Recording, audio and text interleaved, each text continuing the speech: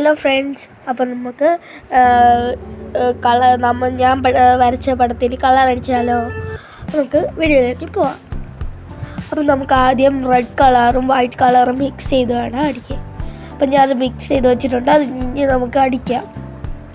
Friends, നമുക്ക് അടിക്കാൻ പതുക്കെ സ്ലോലി വേണം അടിക്കാൻ. കളർ കറക്റ്റായില്ലെങ്കിൽ നിങ്ങൾ കുറച്ച് റെഡും കൂടെ അതിൻ്റെ മണ്ടയിൽ ഡാപ്പ് ചെയ്ത് കൊടുത്താൽ മതി. വൈറ്റും റെഡും വേണം. വൈറ്റ് വളരെ കുറഞ്ഞ അളവിലും റെഡ് കൂടിയായിരിക്കണം ചെയ്യാൻ. അപ്പോൾ ഫ്രണ്ട്സ്, നമ്മൾ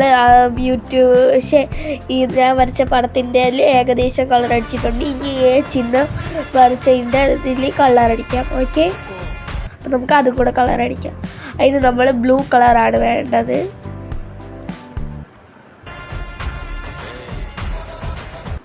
ഫ്രണ്ട്സ്,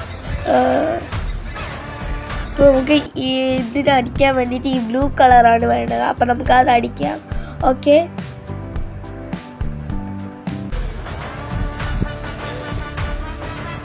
അപ്പം ആദ്യം വൈറ്റ് കളറും ബ്ലൂ കളറും കൂടെ എടുത്തിട്ട് നല്ല രീതിക്ക് അങ്ങ് ബ്രഷ് ചെയ്യുക.